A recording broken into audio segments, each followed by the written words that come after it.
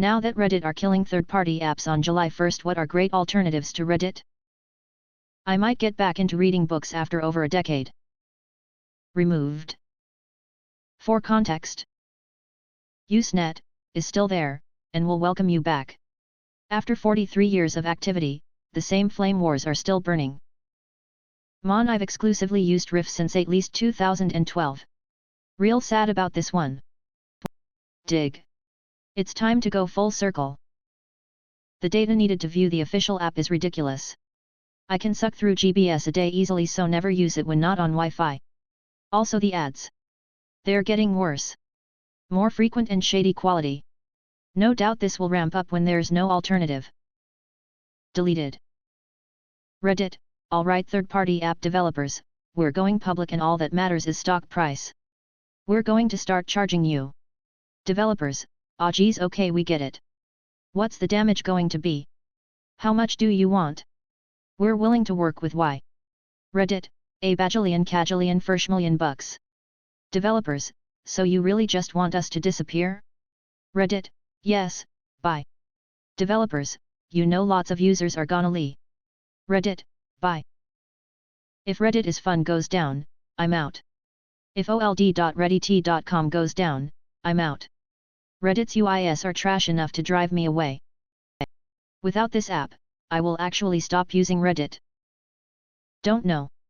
I know I still won't use their app. I barely look at Reddit when not near a computer. Due to their asshole unclosable open banner at the bottom of the web page. Since nobody is posting actual answers, I'd not heard about it before today and I don't know how well it works yet, but it seems to just be a federated version of Reddit, like Mastodon is for Twitter. People here love to shit on things like Amazon, Walmart, and Netflix when it comes to business practices. This move by Reddit is directly cutting out any market competitors on the way the site is accessed and giving themselves a monopoly. Keep in mind all they do is aggregate links from around the web that the users submit, and any OC generated here is again by the users via OC content and comments. The majority of their workforce is unpaid moderators that keep communities running. They've added premium account features, added sponsored ads that you can't interact with, and sell user data. They have the least overhead of any tech company and still want more money. They're doing nothing to generate actual content themselves and making sure the only way you can interact with them is through their choosing. This goes against the free and open internet and net neutrality that they supposedly championed. Imagine if a fridge manufacturer said you can only put items in the fridge that you bought through me. Edit rather than deal with a dozen replies. Yes, this isn't technically against net neutrality since Reddit isn't an ISP, nor is it technically a monopoly, but you understand the spirit of those terms in my argument, right? For a site that spoke out for a free and open internet, they aren't practicing what they preached. They're trying to lock out all competition about how you interface with the site. Reddit has absolutely done a 180 on its core values and beliefs from when it was started, all I'm the name of the almighty dollar. If old.reddit ever disappears, I'm leaving this site, the new format is unbearable. Men of Reddit, what is something women hate about their bodies that you actually love? A bit longer than others, but I have a full story to tell which might help someone. A few years ago, my lady got a breast cancer. We live in a country with high-level medical facilities, and the doctor told us at the very first meeting that we were here to heal, no reason to think otherwise. But her cancer is genetic. It means if she kept her breasts, her risk of having a new cancer would be very high. So it's clear for both of us, she got a mastectomy. She now has no breast anymore. She just has 2 big scars on the chest. On her side, she fucking hates her body. She is scared as hell to wear anything that could reveal her scars. She also got some weight during the treatment, and she is pissed at that too. But I fucking love her. I choose to love with this woman, and it does not matter if she had lost her breasts, her legs or her face, I will still love her. I will fricking love those scars until my dying breath, because, to me, it means she survived. Edit, a few mistakes I saw while I read myself again. I'm not a native speaker. Everything that has to do with getting older. When my wife and I got married, we were obviously younger and in our 20s. Although never thin, I was more slender. My wife, 59 and legs for days and just banging body. Now? I'm not as thin, same as her, we have 2 kids, and I find her sexier now more than ever. In our almost decade together, we have slept on a floor, used change for gas and had our electricity turned off 3 to 4 times for non-payment. She's my ride or die. She has more of a tummy now, bigger boobs, maybe doesn't shave like she used to or wear skimpy lingerie outfits randomly. But I wouldn't trade it for the world. We have grown older together and I honestly couldn't find anything in this world that still turns me on as the certain way my wife runs her fingers down my back or how she looks naked. And it's because she's mine. Not in a possessive sexist way. But I'm the luckiest guy in the world that this beautiful human wants to spend the rest of their life with me, and have sex with me. Hopefully this isn't too long-winded. Long story short, girls spend tons of time worrying about getting older. Age isn't always a detractor. Uneven breasts adds character and makes paying attention to each one a separate adventure. My ex-girlfriend always complained about the size of her cheeks and how she looked like Quico, a character from an old Mexican TV series. For me she looked gorgeous. I loved to kiss and caress her cute round face. My wife was very self-conscious about her inverted nipples, but I adore them. I love sleepy, set-back bedroom eyes. And I love boyish clothes on girls. So hot. I also like when a woman has a deeper voice. God, it's hot. Cellulite? IDGAF, what kind of phone she got? As a woman, this thread just has me flabbergasted. Why do we hate on ourselves so much? Guys love all the things we hate. Edit, as a mom of 4 girls and has the body to show it. I appreciate this pep talk. My wife's boobs. She hates them with a passion and I cannot figure out why. They are perfect. Maybe a little too clinical or intimate for this thread, but I really appreciate unique labia and I find it absolutely heartbreaking that there is so much widespread insecurity about this, that there are cosmetic surgeries to fix imperfect labia. Past girlfriends and flings who had more prominent or unconventional labia were dreadfully insecure about it, and some went as far as to be absolutely astounded that I'd compliment them during/after sex because a past partner hated it or was very cruel and callous about it. Absolutely gorgeous. One of the most pernicious and evil beauty/porn standards out there. As long as hygiene is well accounted for, there's no such thing as a labia and vulva that are better or worse than any others. It's not ever crossed my mind to compare or critique what's down there, and I always speak out about this when my friends say some stupid or insensitive shit. Edit, pleasantly surprised this blew up. I'm 6'3" and single BTW. I was always very insecure about my hip dips until my boyfriend told me he loved them. I was standing in front of him one day and he just said, "I love the way your hips go in a little there, it makes your butt so cute, it's my favorite," and I was shocked, honestly. I used to spend hours watching videos about how to exercise them away, creams that would fill them in, and other ridiculous horseshit that would never work. He's somehow found every insecurity I have and told me how attractive it is before he ever even knew I was insecure. They're called love handles for a reason. Less about their body, more about a general thing. I love how women look first thing in the morning. Groggy, bad breath, don't matter to me. So beautiful. Probably a lot of stuff, but something in particular is like minor imperfections or whatever you would call them. A woman I used to work with had a thing where it was like her teeth didn't quite line up like normal, I think maybe a mild crossbite, and I found it weirdly attractive. Those little dimple things on a woman's hips. What's the most disturbing secret you've discovered about someone close to you? The 24 hours before my dad died, stage 4 lung cancer, he was in the ER and then the ICU, and we were unable to be with him because of hospital COVID rules. My mother, sister, and myself had been texting and calling him all day and got no response. My mother even called the hospital and spoke with one of his ICU nurses who said he was awake and communicating fine. He passed very quickly at 3:30 a.m. the next morning. We were allowed to be at his bedside, but by then he was no longer conscious, so we said our goodbyes and he was gone. Later that morning, while my mom slept, I was calling cremation services to schedule his body for pickup at the hospital and going through his bag of belongings the hospital had returned to us.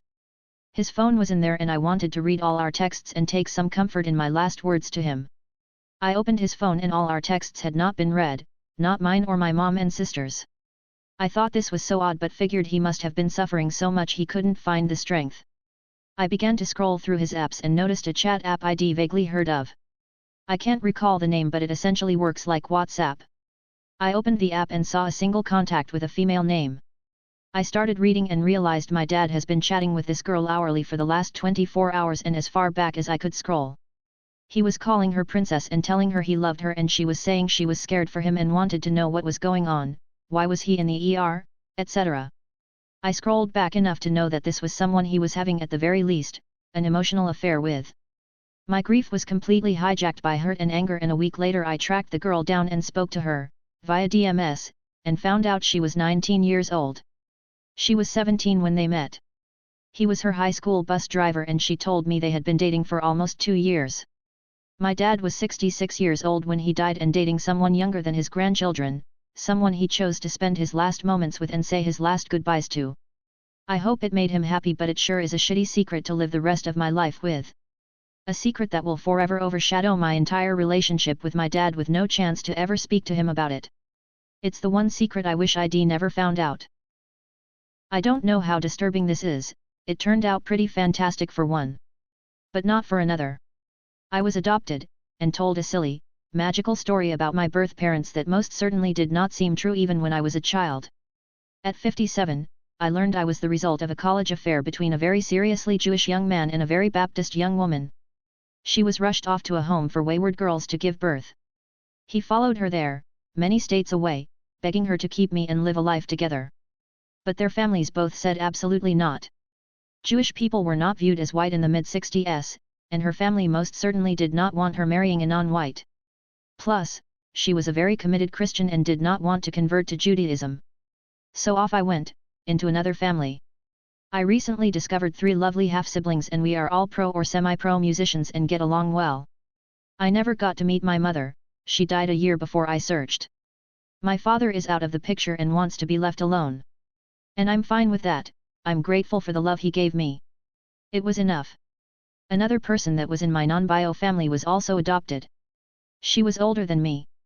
She tracked down her mom later in life, too. She was in a hospital and had been since the day she was born. She was born holistically disabled, physical, mental, cognitive, learning, sensory. And was raped by an orderly. And she discovered she was the result. Endings to our searching are not always happy. The reason Grandma moved away, when my dad was still a baby, to a big city, more than 3 days away from her family, was because she stabbed her stepfather and almost killed him. It was a very small village. Later she told me he was a rapist. She didn't elaborate on that and I didn't ask any follow-up questions. She ended the convo with, "I did the right thing." We never met her side of the family.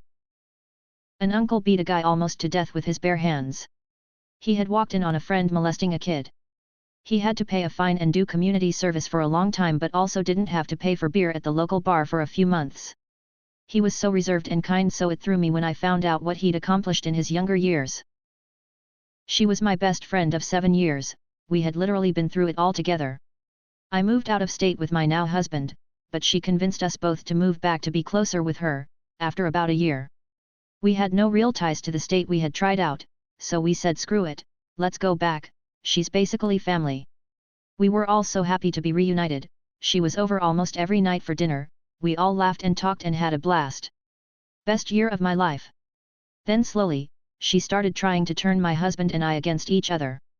Anytime we had an argument, like any couple does, she would text each of us about how right we were, trying to foster animosity between the two of us. With me, she started talking about how she had a plan B for us, that if my husband and I couldn't make it work, I could move in with her and we'd live happy lives together.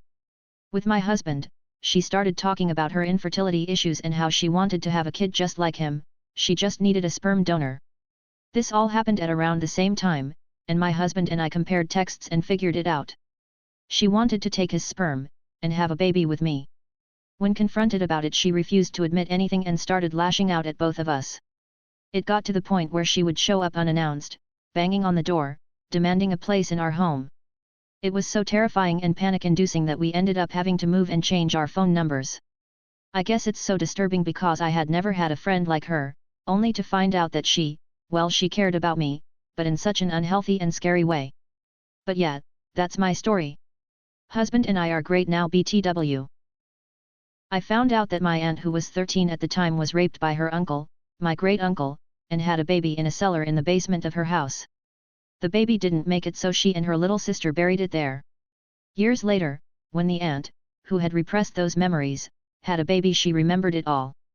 When her family found out, she was labeled the slut of the family. My dad's side is garbage. A work colleague appeared on the front page of a national newspaper for a life of fraudulent qualifications. He claimed medical and law degrees, was a brigadier in the Army, Reserves, and was the CEO for a major Heath fund.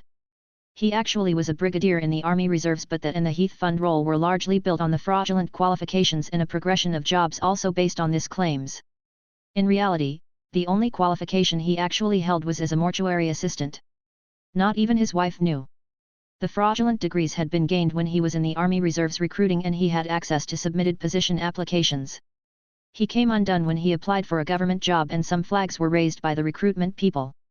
He tried to withdraw the application but didn't realize that an application for a government role has the same weight as a statutory declaration and cannot be withdrawn. It all went south very quickly and he ended up doing jail time. One of my best friends was caught trying to meet up with a 13-year-old and was filmed and uploaded to YouTube. My uncle was arrested for a cold case rape/murder from 1972. He always seemed like a nice guy. Shot himself in the head right before sentencing.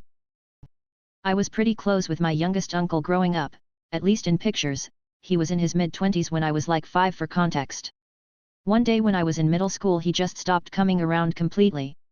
My entire family told us kids that he was backpacking around the nation. In high school I was going a genealogy project on my grandfather, his dad, and accidentally found my uncle's name on the sex offender registry. Come to find out he was running a CP ring and had served 16 years in federal prison. He's out now and my family pretends nothing happened. I stay far away. When I was 17 I dated someone who told me when he was drunk that not only would he probably hit me one day, and just wanted me to be prepared, but he also used to rape his little brother. Every now and then I remember that moment and it just floors me how dangerous that kid was. Found a scrapbook of my mom and a guy I didn't recognize from her immediately post-college days. Turns out he was a long-term boyfriend of hers who killed himself when she broke up with him.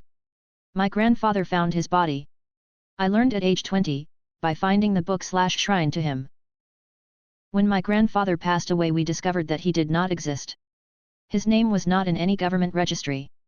He was a normal citizen, paid taxes, had a license and everything. Lived a long life, married to my grandmother for over 50 years, had multiple children, everything normal. End number X200B.